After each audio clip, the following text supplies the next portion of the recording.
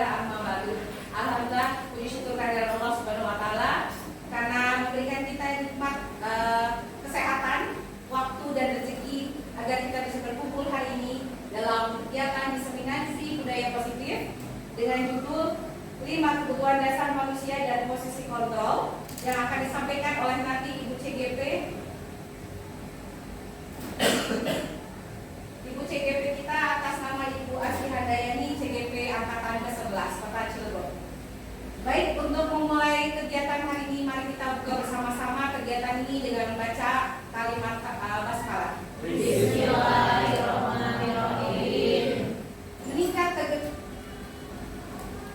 Selamat datang Durian, silakan. Meningkat ke kegiatan kedua, dimohon hadirin untuk berdiri karena kita akan menyanyikan lagu Indonesia Raya.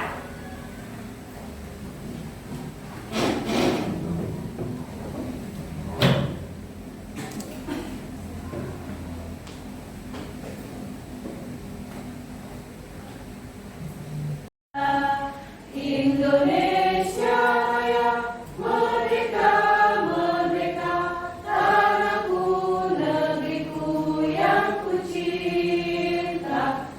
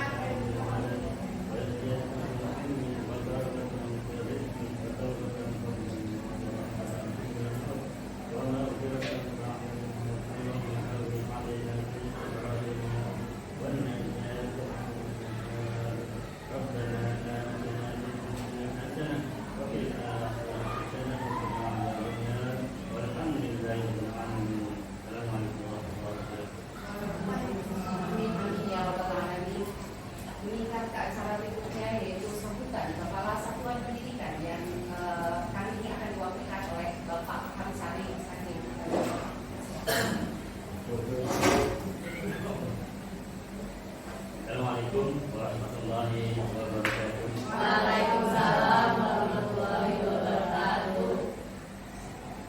Alhamdulillah, alhamdulillah, wala haula wala quwwata illa billah. Rabbi shrah li sadri wa yassir li amri wahlul 'uqdatam min lisani. Yang hormati para sahabat kita, hari ini pertemuan yang berikutnya setelah beberapa kali kita mengingatkan di minggu ini. Juga yang hormati Bapak Ibu, guru dan juga alhamdulillah pertama-tama kita bersyukur kepada karena kita masih diberikan kesempatan untuk menambah ilmunya amal kita dalam rangka persiapan penyelenggaraan. Bapak Ibu hormati, alhamdulillah hari ini peserta DPP kita yaitu Ibu Tika dan Ibu Asri masuki tahapan berikutnya yaitu kegiatan komunikasi tentang budaya positif yang mudah-mudahan ilmu nanti yang didapatkan dan akan diterapkan dalam kehidupan bertugas kita sebagai teman-teman guru untuk kita juga mengambil manfaat dan hikmah dari apa yang disampaikan sehingga harapan kita lingkungan SMP 2 ini dapat tercipta dengan kondusif kegiatan siswanya, kegiatan gurunya dengan pembiasaan positif. Jadi yang negatif, mudah-mudahan sedikit demi sedikit akan terkikis dengan kita mengedepankan kegiatan yang positif. Yang nanti akan disampaikan oleh para peserta DPP. Sekali lagi, mari kita nanti dukung kegiatan kegiatan positif yang disampaikan. Terima kasih. Assalamualaikum warahmatullahi wabarakatuh. Terima kasih kepada Bapak Hamsari. Untuk acara berikutnya kita akan mendengarkan pemaparan dari peserta CGP ke-11 pertama, yaitu atas nama Ibu Asri Handayani. Persilakan. Terima kasih banyak Ibu Moderator atas acaranya. Terima kasih banyak kepada Bapak Ibu semuanya yang bersedia hadir dalam kegiatan diseminasi budaya positif. Saya beserta Bu Tika nanti akan menyampaikan teori-teori tentang budaya positif yang nanti diharapkan dengan semakin banyaknya kita tahu mengenai budaya positif, kita bisa membentuk budaya positif di lingkungan SMP Negeri 2 Cilaku. Baik Bapak Ibu, sebelum ke sini kita berani dulu ya. Sepeda Juara tercinta. Negeri 2 Cilaku juara tercinta mantap. Semangat ya Bapak Ibu ya, semoga kita semangat untuk menimba ilmu baru. Dan kami di sini bukan yang untuk menggurui, tapi ingin memberitahu hal-hal yang mungkin kami tahu dan mungkin jikalau Bapak Ibu sudah tahu nanti kita bisa saling diskusi bersama-sama untuk kebaikan kemajuan pendidikan di SMP kita. Gitu ya Bapak Ibu ya. Nah, adapun untuk diseminasi budaya positif, hari ini saya akan membawakan dua materi. Yang pertama tentang kebutuhan dasar manusia dan kemudian yang kedua adalah posisi kaum guru.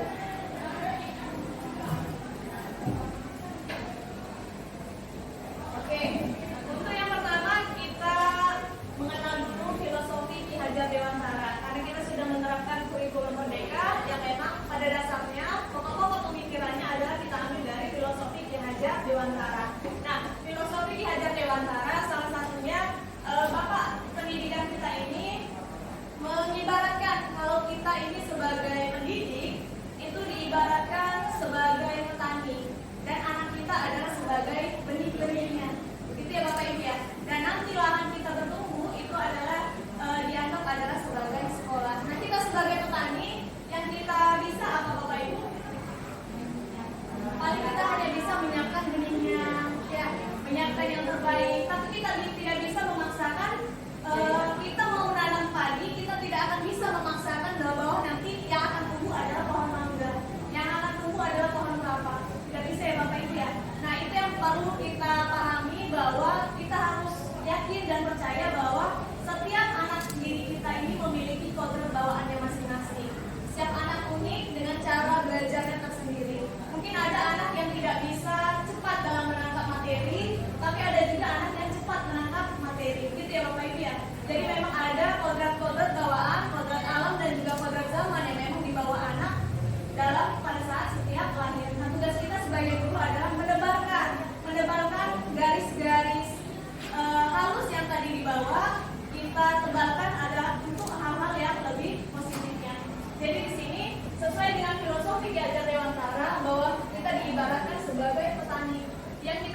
bisa memaksakan anak untuk tumbuh bagaimana hasilnya sesuai dengan kemauan kita. Karena tadi ya Bapak Ibu ya, setiap anak itu memiliki kodrat bawaannya masing-masing dan kita harus percaya bahwa setiap anak itu memiliki keunikannya dan kelebihannya tersendiri. Oke Bapak Ibu. Nah kemudian, tadi kita ibaratkan bahwa kita sebagai guru adalah sebagai petaninya, anak adalah benihnya. Nah untuk tanahnya itu adalah kita ibaratkan adalah sekolah. Nah bagaimana nanti tanah atau lingkungan yang baik kita harapkan bisa semakin mendukung juga untuk benihnya dapat tumbuh dengan baik. Makanya kita harapkan nanti dengan kita bersama-sama membentuk lingkungan yang positif nanti akan memberikan kemajuan atau memberikan dampak yang positif pula bagi peserta didik kita. Nah untuk membentuk supaya budaya positif itu bisa kita awali dengan bersama-sama kita membentuk lingkungan yang positif. Dengan lingkungan yang positif nanti akan semakin membawa anak untuk memiliki kebiasaan-kebiasaan baik. Nah nanti dari kebiasaan baik itu akan tumbuhlah karakter baik dan nanti akan membentuk budaya positif. Karena untuk membentuk karakter tentunya harus kita biasakan dulu. Kalau bisa karena biasa ya Bapak Ibu ya. Dengan kebiasaan-kebiasaan yang baik kita harapkan nanti anak memiliki karakter baik dan nanti akan menjadi budaya baik untuk peserta didik kita. Dan jadi budaya positif adalah perwujudan dari nilai-nilai atau keyakinan universal yang memang kita berlakukan atau memang kita percayai, kita yakini di sekolah SMP Negeri 2 Cilegon. Nah sekarang kita berefleksi dulu Bapak Ibu. Kira-kira nih bagaimana suasana lingkungan sekolah kita saat ini? Apakah sudah mendukung untuk lingkungan yang positif tadi? Sudah ya Bapak Ibu ya. Nah yang kedua, bagaimana murid dan guru saling berinteraksi? Gimana nih interaksi kita dengan anak murid? Sudah membawa lingkungan yang positif atau tidak? Iya, kita saling bertemu, sapa, ya. Tidak hanya menunggu anak yang menegur kita, kadang kita juga menegur anak ya Bapak Ibu ya, menyapa anak tentunya. Dan kemudian, apakah masing-masing dari kita sudah menciptakan lingkungan belajar yang menyenangkan di kelas khususnya? Coba berusaha ya. Setiap dari kita pasti berupaya ya Bapak Ibu ya, bagaimana kita bisa membentuk atau membuat suasana kelas kita menyenangkan. Ya, benar. Dan kemudian, apakah kita sudah menciptakan suasana yang aman dan nyaman bagi peserta didik atau apakah anak merasa tertekan nih karena ada kita? Kira-kira gimana Bapak Ibu? Jelas ya. Tapi Bahagia jangan. ada lagi nggak jawabnya ya Ibu ya? Kayaknya Kalau nggak ada dicariin udah nyumput juga. iya makanya ya. Kalau nggak ada dicariin ya. Memang ada nomor-nomor khusus kayaknya yang memang punya kelebihan ya Bapak Ibu ya. Penyipan juga sedikit kok Pak. Ya Masya Allah itu berarti membuktikan bahwa kita sudah menghadirkan atau kita sudah memberikan kenyamanan sehingga apa? Pada saat kita tidak ada atau pada saat apelnya tidak ada maka anak mencari ini. Jadi bukan jadi bahan yang ditakutkan oleh anak ya Bapak Ibu ya. Malah semakin dicari anak untuk bisa ketemu kita. Nah kemudian apakah kita sudah berupaya untuk memenuhi kebutuhan belajar anak? Ya, setiap dari kita pasti kita sudah mengupayakan ya Bapak Ibu ya. Oke, selanjutnya setiap tindakan kita harus memahami ini. Jadi pada saat kita belajar kurikulum merdeka, kita belajar filosofi Ki Hajar Dewantara, kita belajar untuk tidak memandang sebelah mata. Itu ya Bapak Ibu ya, bahwa setiap perilaku anak maupun yang baik, mungkin yang bagi kita mungkin terlihat agak menyimpang, itu pasti mereka karena memiliki faktor pendorong, ada alasan untuk melakukan suatu tindakan. Nah, menurut Bapak Stephen R. Covey menyatakan bahwa bila kita ingin membuat kemajuan perlahan sedikit-sedikit, maka ubahlah sikap atau perilaku kita. Namun bila kita ingin memperbaiki cara utama kita, yang perlu kita lakukan adalah mengubah rangka acuan kita. Ubahlah bagaimana kita melihat dunia, bagaimana kita berpikir tentang manusia. Bahwa apa yang kita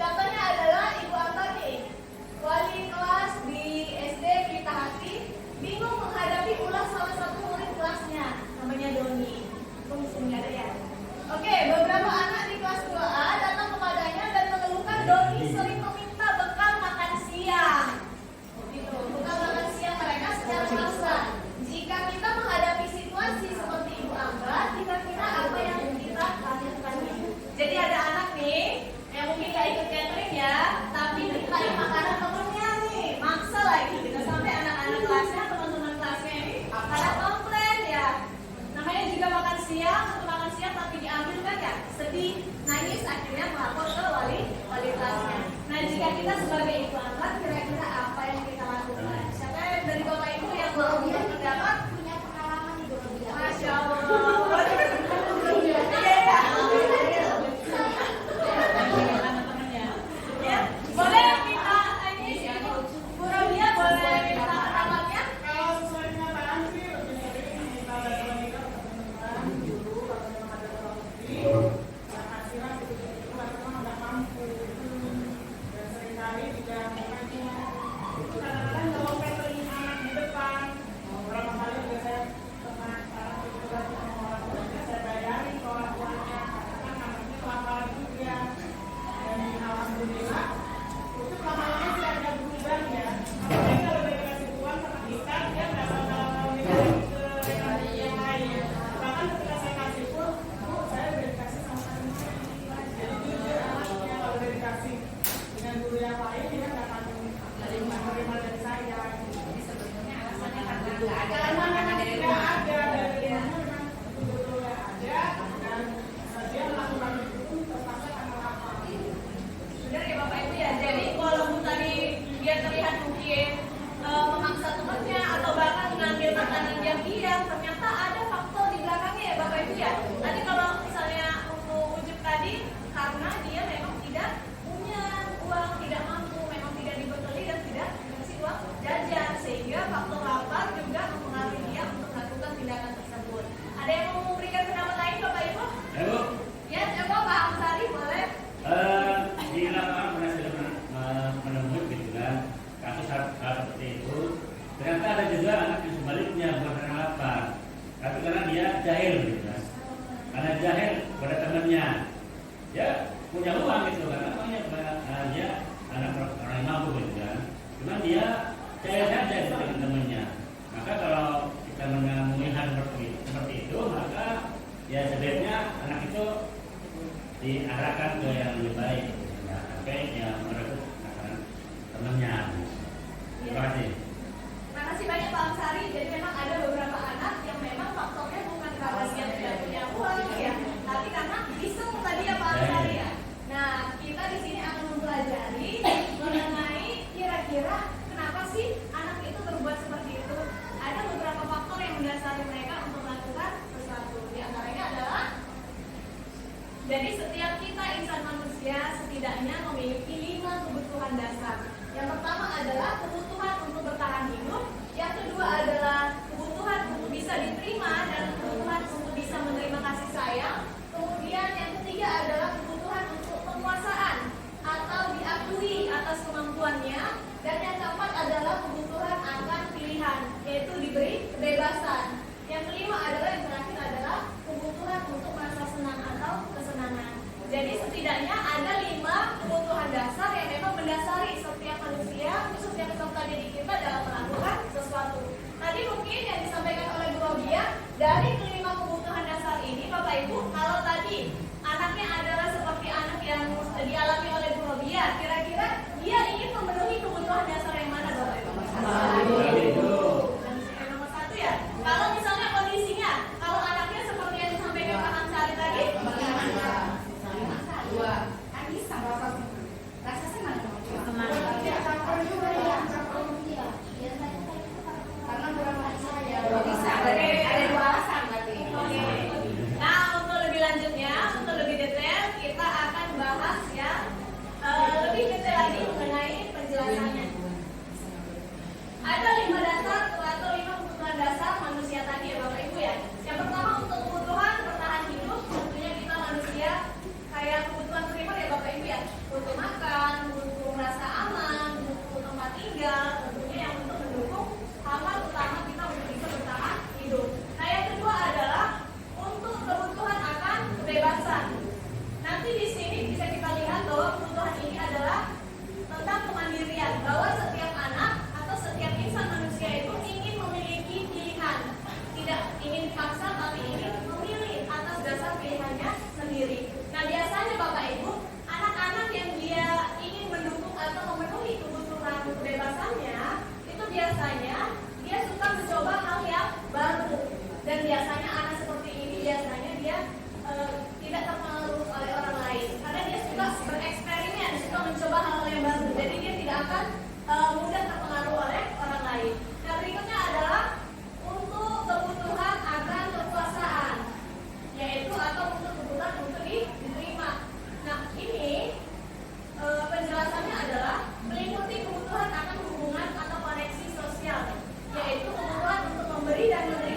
sayang, dan kebutuhan untuk merasa bagian dari anggota kelompok.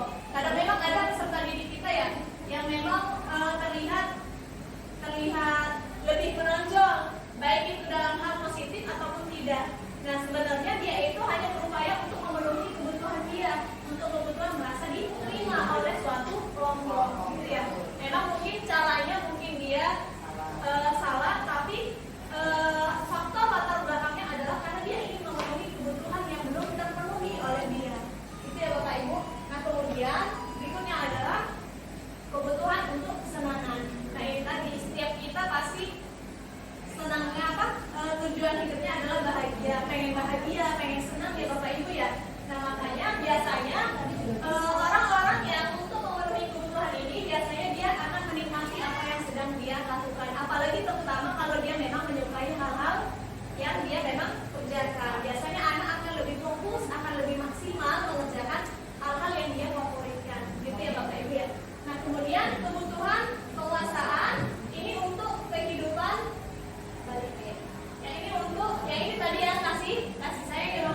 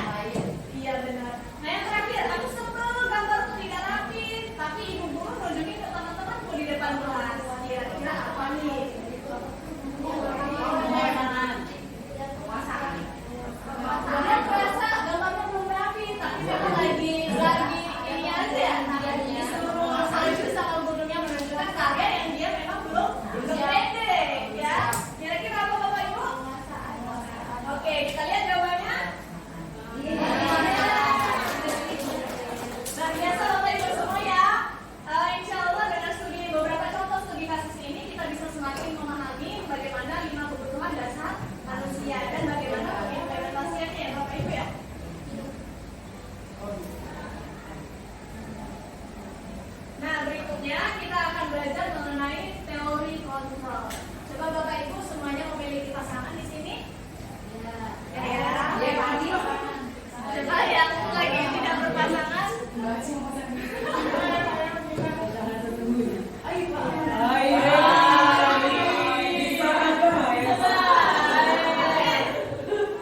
Sekarang coba saya mau di antara dua Bapak Ibu sebangku-sebangkunya coba satu orang sebagai orang yang mau mempertahankan sesuatu, terserah, boleh itu HP, boleh itu botol atau apa, benda-benda yang ada di sekitarnya.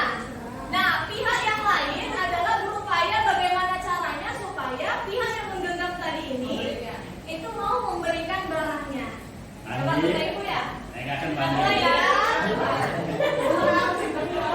Coba gimana caranya nih supaya teman yang sama orang lain apa nih?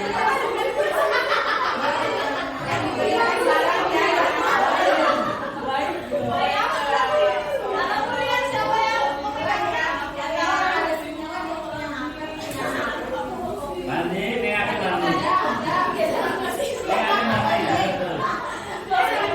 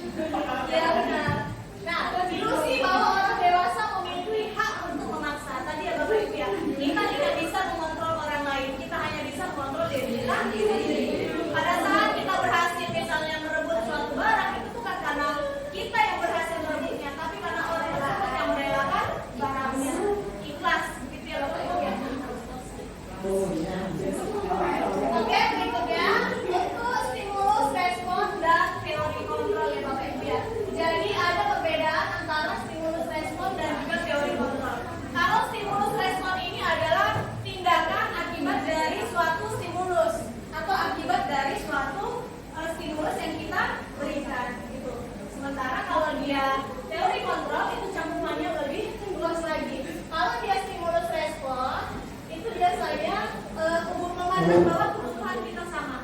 Tapi kalau pada teori kontrol kita paham bahwa setiap orang itu memiliki kebutuhan yang berbeda. Jadi cara pandangnya lebih luas, gitu ya Bapak Ibu ya.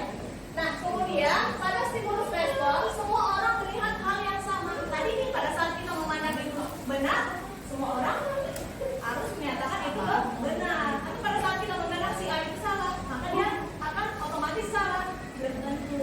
Tapi kalau di teori kontrol kita paham nih bahwa setiap orang itu memiliki cara pandang yang berbeda, memiliki gambaran yang berbeda mengenai suatu hal.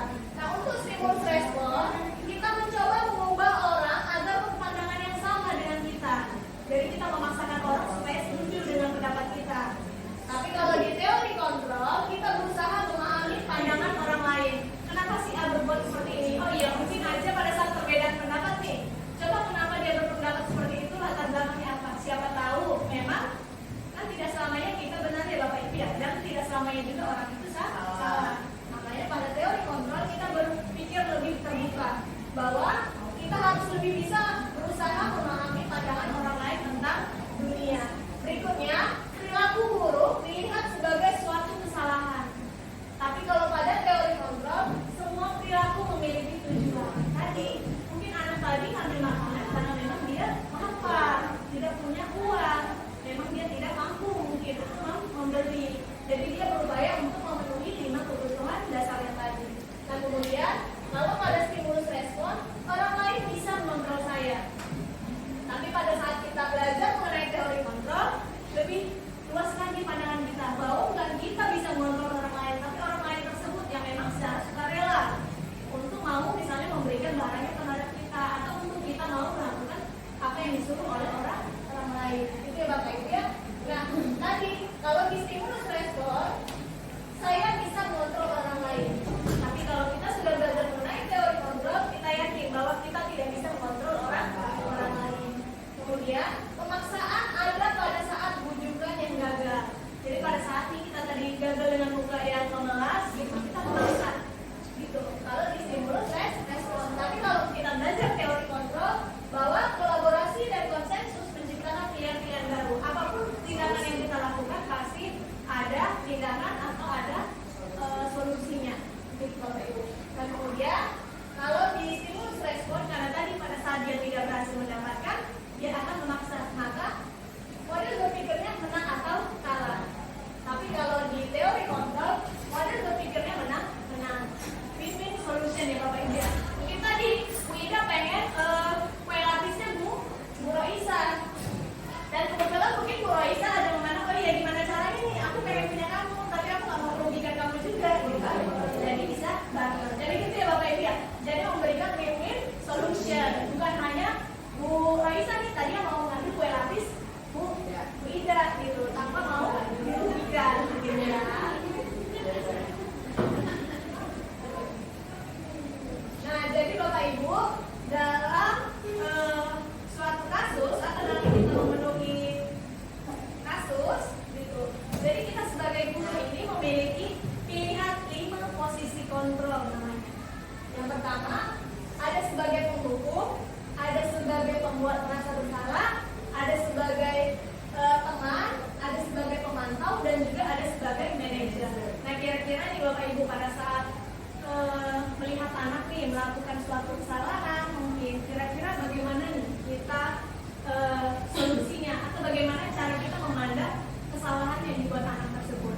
Apakah kita sebagai penghukum, kamu salah ini coba push up gitu, atau kita sebagai pembuat merasa bersalah nih, kok kamu gitu, kamu gak kasihan sama ibu, coba ibu kan udah capek begini-begini gitu ya. Itu kalau dia pembuat merasa bersalah. Tapi kalau sebagai teman, ini biasanya akan jangan begitulah gitu. Jadi kita anggap teman anak murid kita adalah sebagai teman. Tapi kalau sebagai pemantau biasanya akan kamu kesalahan apa yang kamu buat, konsekuensinya apa gitu ya.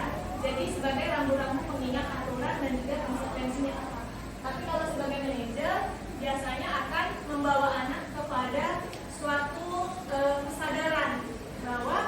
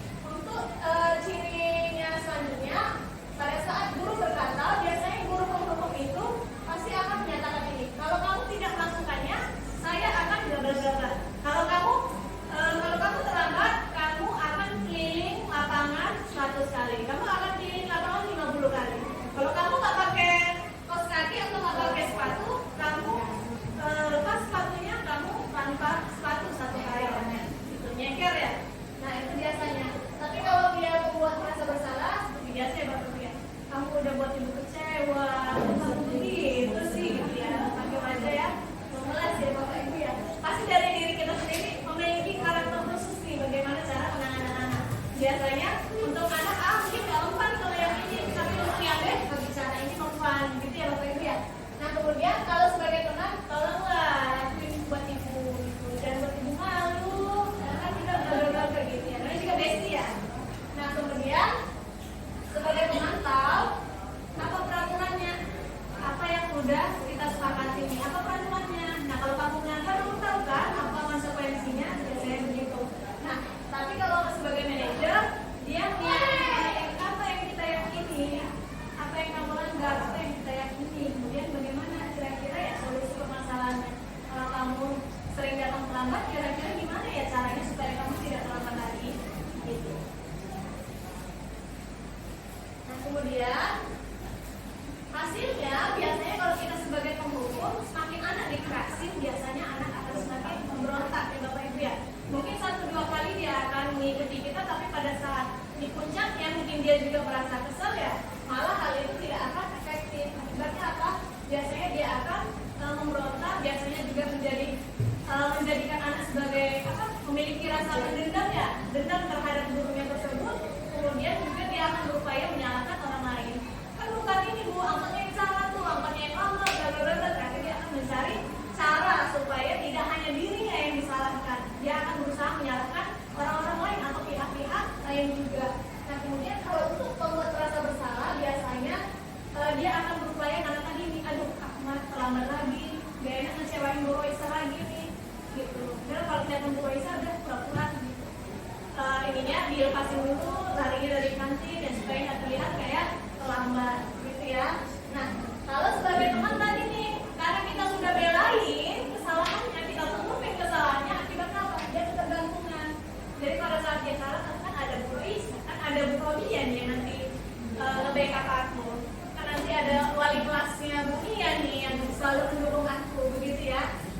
Kalau dia sebagai pemantau, biasanya dia pada saat akan mau dirazia atau pada saat akan mau ada penertiban, baru dia akan merapikan rambut atau misalnya dia yang tadi dia pakai kerudung sepeda nih, tapi dia sembunyiin pakai kerudung yang lain, dia jadi mengganti pakai kerudung sepeda. Nah itu tadi kalau kita sebagai pemantau. Jadi pada saat kita tidak memantau, biasanya anak akan kembali lagi sifatnya. Tapi kalau kita sebagai manajer tadi, karena kita sudah di awal kita sudah paham, kita menyadarkan dia bahwa apa yang dilakukannya apakah salah atau tidak, biasanya anak akan tahu, iya Bu saya salah. Kenapa kamu melakukannya? Solusinya apa? Jadi lebih membawa kesadaran diri bagi si anak. Jadi dia bisa menguatkan karakter anak. Dan biasanya murid berkata, kalau kita sebagai penghukum biasanya saya tidak boleh dimarahin juga beberapa kan, karena dia udah terlalu sering dimarahinnya, sudah sering mendengar ocehan kita, jadi ayo udah lepas lah gitu. Jadi anak juga jadi apatis gitu ya Bapak Ibu ya. Tapi kalau membuat merasa bersalah, biasanya anak akan berkata maafin saya ya gitu. Karena enggak, kita juga memulai kan, anak juga merasa gak tega, merasa bersalah, jadi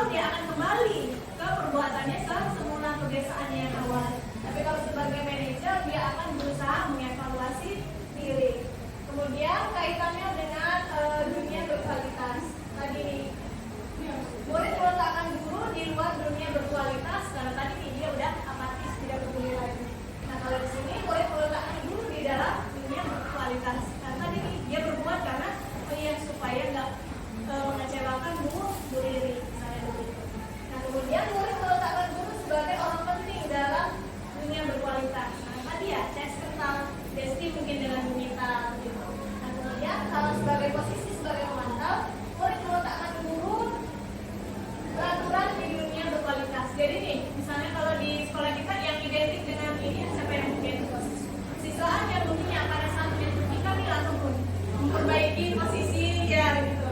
Pokoknya jangan sampai kelihatan sedang melakukan pelanggaran kalau sudah berhadapan dengan kesiswaan misalnya begitu. Nah kemudian kalau sebagai manajer, murid meletakkan dirinya sebagai individu yang positif dalam dunia berkualitas. Mari kita tentukan posisi kontrol guru pada tabel berikut ini. Nah coba ya Bapak Ibu ya untuk melihat ke pemahaman kita dalam lima posisi kontrol ini. Kalau kalimatnya adalah saya kecewa sekali dengan kamu, kira-kira itu posisi kontrol sebagai apa Bapak Ibu? Apa Pak Andi? Membuat merasa bersalah. Coba kita lihat jawabannya. Iya. Andi ya, kami identiknya gitu pakai wajah memelas ya. Apalagi kalau Pak Andi kayaknya sangat mendukung kayaknya. Kita juga nanti kan jadi nggak siap apa gitu. Nah kemudian yang kedua, kamu tidak pernah benar melakukannya. Posisi sebagai pendukung ya. Menyalahkan anak ya. Kamu itu nggak pernah benar, kamu itu selalu terlambat. Oke, kemudian apa rencanamu untuk menyelesaikan ini? Masya Allah. Apa Pak Raden?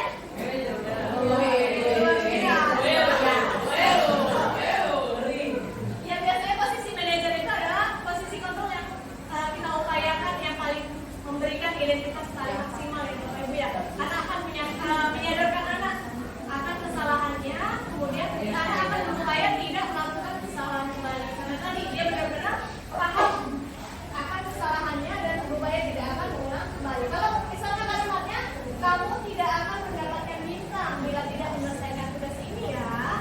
Posisi yang ya, posisi sebagai pemantau. Biasanya akan ada reward dan punishment ya Bapak Ibu ya. Pada saat melakukan sesuatu maka dia akan mendapatkan reward, tapi pada saat dia tidak melakukan mungkin ada punishment atau konsekuensi. Kira-kira kalau itu efektif nggak Bapak Ibu? Kira-kira efektif nggak kalau kita memberikan reward itu kepada anak?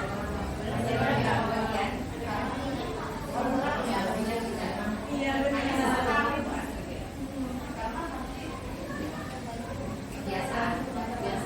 Iya, bisa membuat anak merasa kebiasaan terbiasa ya. Jadi pada saat melakukan sesuatu, jangan aku tidak ini. Tapi pada saat kita tidak memberikan reward, kira-kira apa yang terjadi Bapak Ibu? Iya, motivasi belajarnya akan turun, atau bisa jadi anak akan kecewa. Atau pada saat tadi nih anak mendapatkan reward, bisa jadi akan menyebabkan kecemburuan sosial bagi teman-temannya yang lain. Ya kan? Padahal upayanya sama nih, hanya transfer aja kok dia yang dapat, aku enggak. Cuma dia doang yang kayak dihargai kok aku enggak. Jadi akan memicu kecemburuan juga ya Bapak Ibu ya. Nah kemudian kalau kalimatnya adalah ayolah sebagai saya kesal ya Bapak Ibu ya, melakukan sesuatu karena ya basic-nya gitu ya. Oke Bapak Ibu, dari dua tema tadi nih kita ada 5 kebutuhan dasar dan juga ada 5 posisi kontrol. Kira-kira kesimpulan apa yang bisa kita ambil? Yang mau memberikan pendapatnya boleh. Kira-kira dari penyampaian hari ini nih, kira-kira apa aja yang didapat dari dua tema tadi? Siapa yang mau memberikan pendapatnya? Bapak Ibu, tadi nih kira-kira apa yang didapat dari hal-hal yang kita bahas tadi? Boleh Ibu Mika? Bu Adi atas kesempatannya. Saya mau menyimpulkan yang tadi mengenai 5 kebutuhan dasar. Jadi pada dasarnya setiap murid itu melakukan aktivitas atau perilakunya itu berasal dari 5 kebutuhan dasar. Ada yang memang dia melakukan kebutuhannya hanya untuk mendapatkan rasa kasih sayang, ada juga yang memang dia hanya untuk bersenang-senang. Karena dia bisa saya.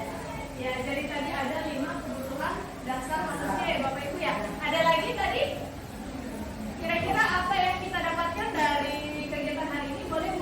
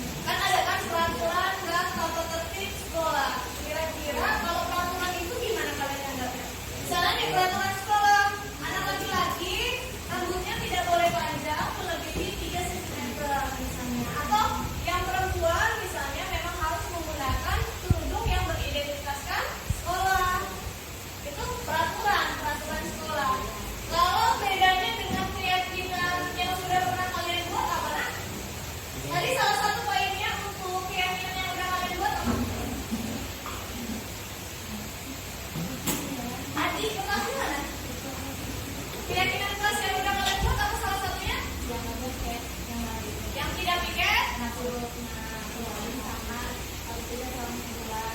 Oke, yang tidak piket akan mendapatkan kekurangan poin dan juga konsekuensinya harus piket selama 1 bulan. Ada yang udah melakukannya? Belum. Ya, takut ya karena harus piket selama 1 bulan. Ya. Nah, kalau dia peraturan itu, kalau peraturan, kalian misalnya nih peraturan sekolah, kira-kira kalian dilibatkan nggak? Iya.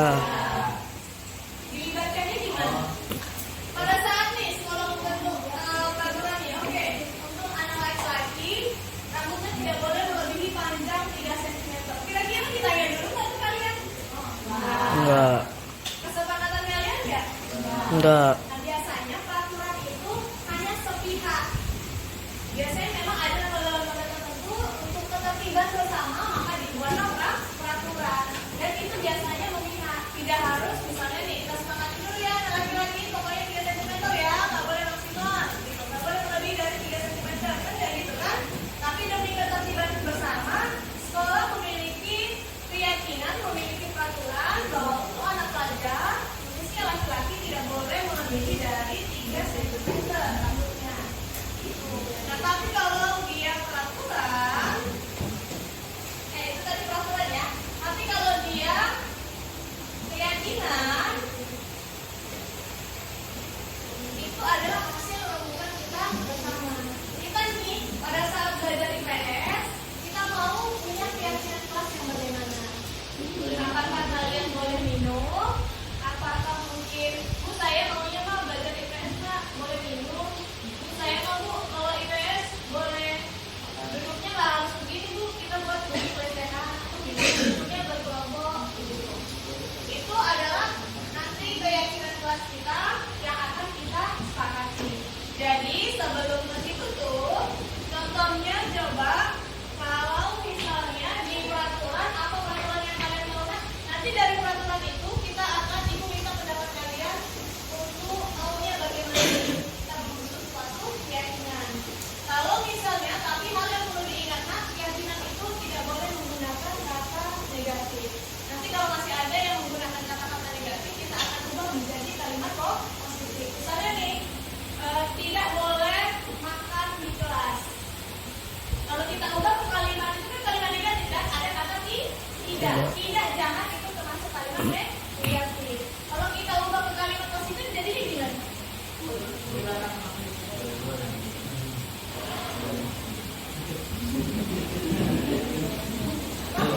Habiskan makanan di luar ke kelas atau di dalam kelas, bebas dari kegiatan makan. Saya begitu, oke? Nah ibu mau kalian bebas mencurahkan pendapat kalian pada saat kita belajar di IPS, di kelas IPS kita ini, kalian mau pembelajarannya yang bagaimana? Oke? Nanti boleh saling memberikan pendapat ya. Boleh berikan pendapatnya di sini. Boleh pakai nama, boleh juga tidak. Kalau mungkin kalian malu untuk menggunakan nama, tak apa di anonim aja. Nanti kita akan tempel dulu di depan ya, biar kita sortir barangkali di antara kalian ada yang memiliki pemikiran yang sama. Jadi nanti kita akan sortir kembali.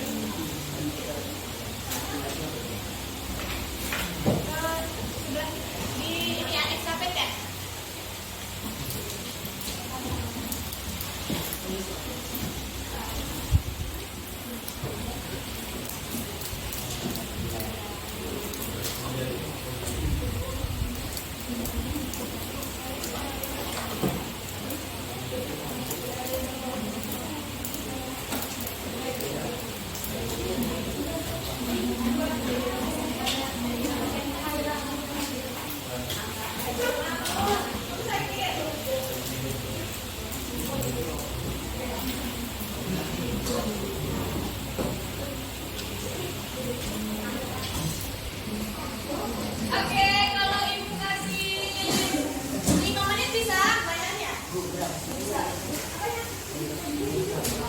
Terserah kamu pendapat kamu mau nulis satu tas, dua tas, 3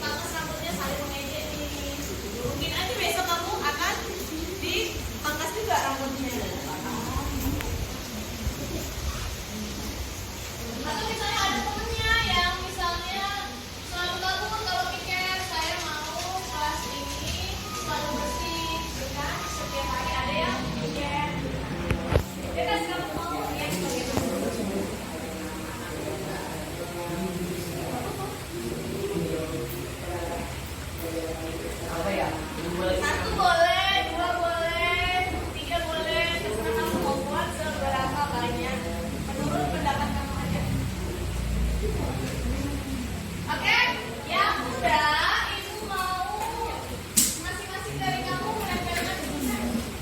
Yang muda.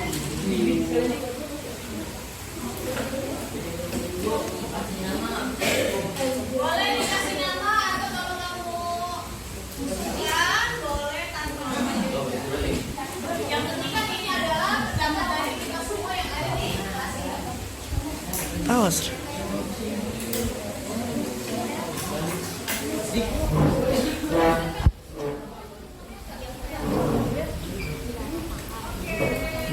Tolong.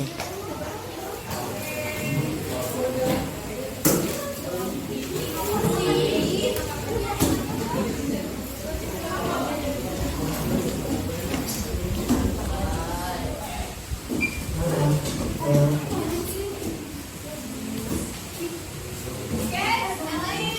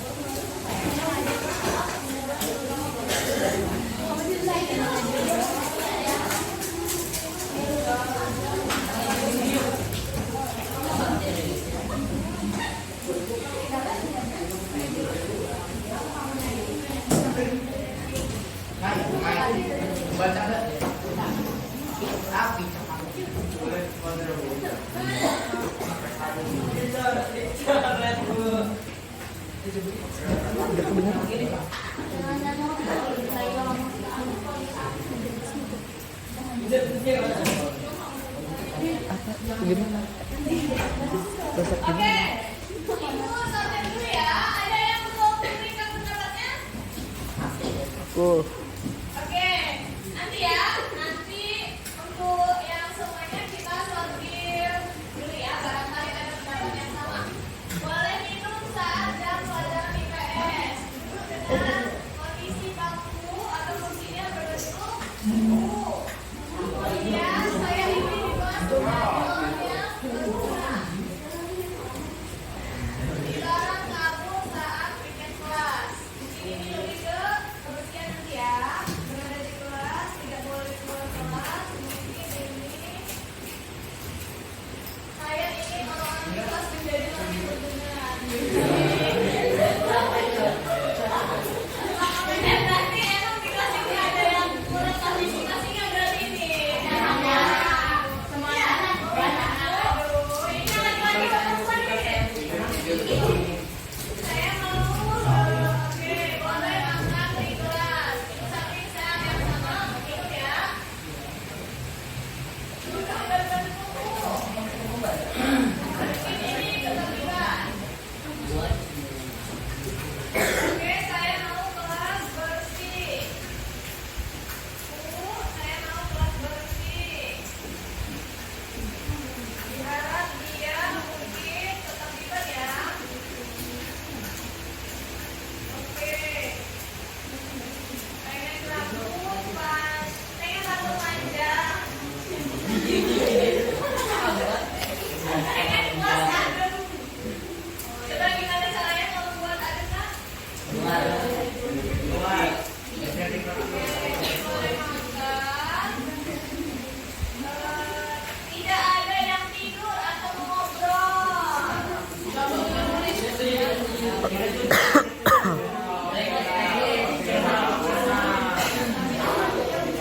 Dilarang makan. Saya mau kelas ini kompak. Saya mau saat di jam fasilitas kelas selalu terjaga. Mungkin ini ya. Di samping sama kebersihan ketertiban kelas ya. Mungkin nih yang kalian menggunakan barang-barang dikembalikan lagi ke tempatnya dilakukan. Jika ada tugas kelompok semua ikut diskusi. Kita ini pembelajarannya boleh ke kantin kalau nggak ada gurunya. cowok nih. Tujuh. Saya mau kelas tertib. Oke, kemudian ini semua berada di kelas. Tidak boleh ada yang keluar. Kita saksikan dengan yang tertib. Saya mau. Oke, ini sama. Saya mau kelas ini kompak dan saling menghargai. Ya, iya.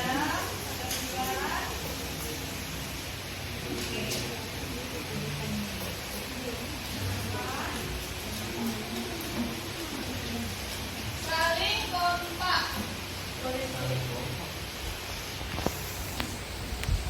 Oke. Kalau udah ngerjain tugas boleh bebas. Ya, bebas nggak kalau mau ngerjain tugas yang lain. Boleh pakai sekat.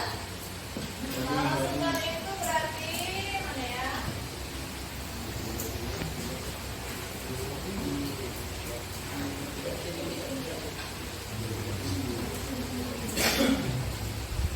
Boleh makan. Jarak kaku.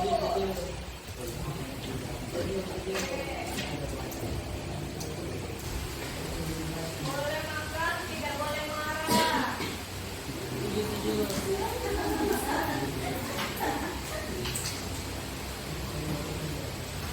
Tidak banyak PR, emang banyak PR.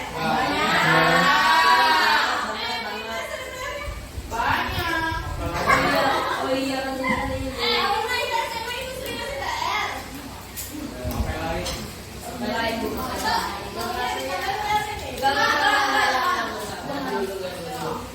Boleh memakai topi di kelas. Nggak boleh itu boleh, jangan ngobrol.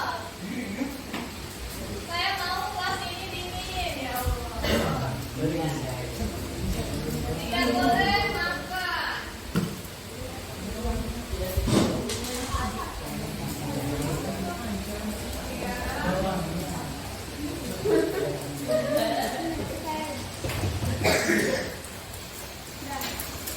Oke, nah nanti dari yang sini udah ibu kelompokin. Ini adalah hal yang di kolom ini kebanyakan adalah mengenai aturan makan dan minum nih.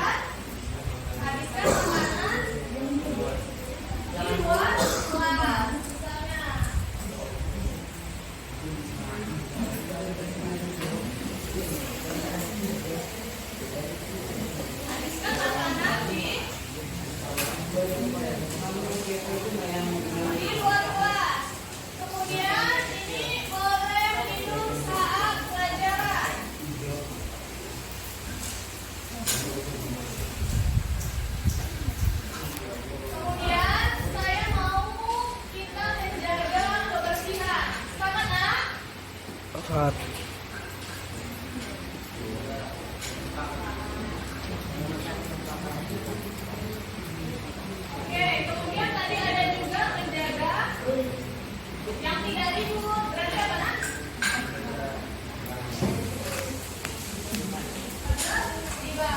Kalau posisi duduk, kalian mau posisi yang begini, posisi ibu atau bagaimana? Begini, begini aja. Iya aja.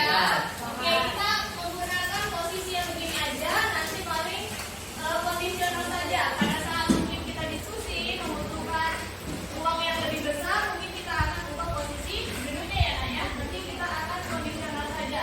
Kemudian untuk yang fasilitas ini, karena kita belajar IPS yang mungkin itu betul-betul asik kan ya. Berarti ini nanti di luar pembelajaran karena berupa masih fasilitas ya. Oke, kemudian kelas kami udah berada di kelas. Jangan ribut, berarti apa nak? Kalau jangan ribut berarti bisa juga nggak menjaga ketertiban? Bisa. Ya kan, kalau udah tertib berarti tidak ada suara-suara yang tidak perlu. Kemudian semua aktif diskusi membantu tanggung jawab. Berarti apa nak?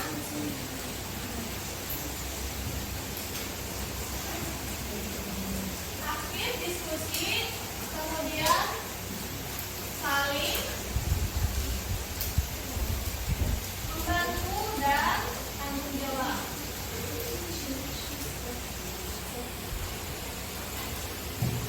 Dilarang kabur bisa sama dengan tertib, kemudian tidak ada yang tidur dan ngobrol, sama ya, tidak termasuk yang tertib.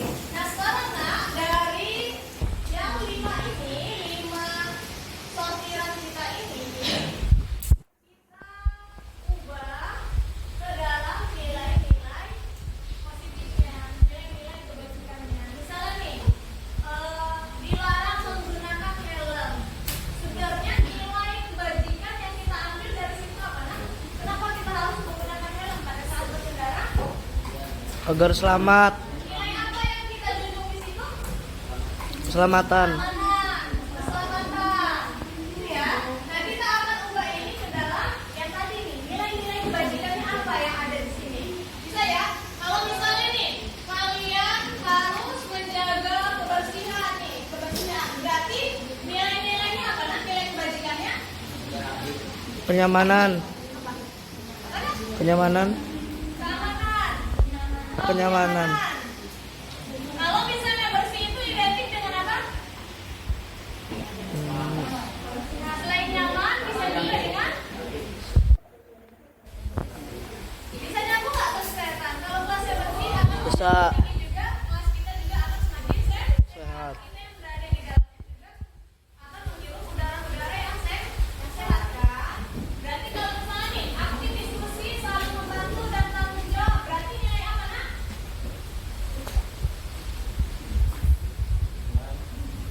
Dari diskusi saling bantu kayaknya ini bisa kita jadiin satu. Yaitu apa?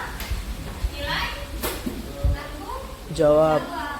Kalau kalian sudah sadar dengan tanggung jawab masing-masing nih, kamu tahu nih, kamu sebagai anggota kelompok harus memberikan partisipasinya. Berarti sudah pasti akan aktif dalam diskusi karena paham akan tugasnya masing-masing. Kemudian tadi kalau kita sudah percaya akan tanggung jawab kita, maka kita akan juga saling bantu membantu, apalagi dalam diskusi, ya kan? Harus saling membantu. Berarti di sini apa nak? Nilai Tanggung jawab. tanggung Jawab. jawab. Nanti dari sini bisa kita ubah juga. Ayo pakai kalimat ajakan boleh. Ayo kita atau mari kita Capek. saling bertanggung jawab misalnya. Mau pakai ayo atau mari? Mari kita saling bertanggung jawab. Ya. Bertanggung jawab. Habiskan makanan di luar kelas. Ini apa nak? Nilai apa yang bisa di sini? Ini masih bisa juga dengan ketertiban ya. Berarti nilai apa nak? Kebersihan. Nilai ketertiban. Kalau kita ubah ke dalam kalimat ajakan apa nak?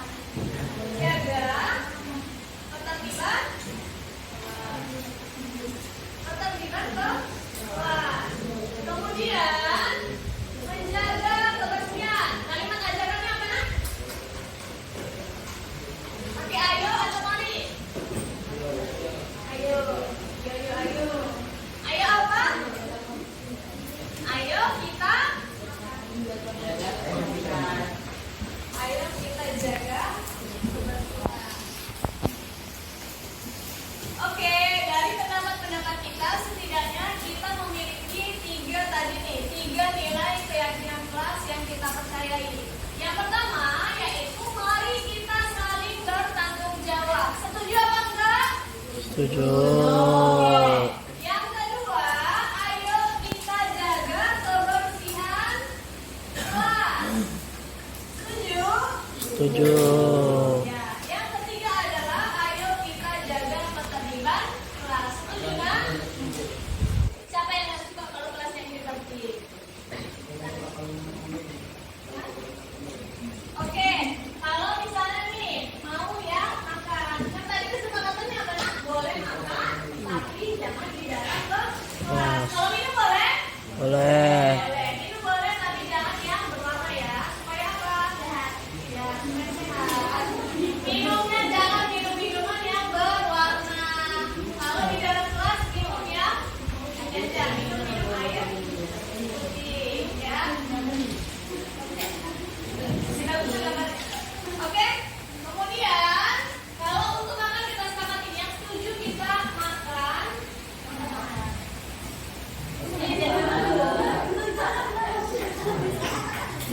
Apa semua tapi di sini ada yang nulis nggak boleh makan gimana ini? Oke, kalau memang semuanya boleh makan, tapi kita sepakat ini ada kadar-kadarnya atau makan apa yang diperbolehkan. Oke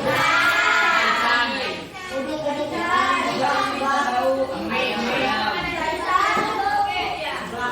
Nanti kita akan bahas lebih lanjut ya. Nanti di luar ya.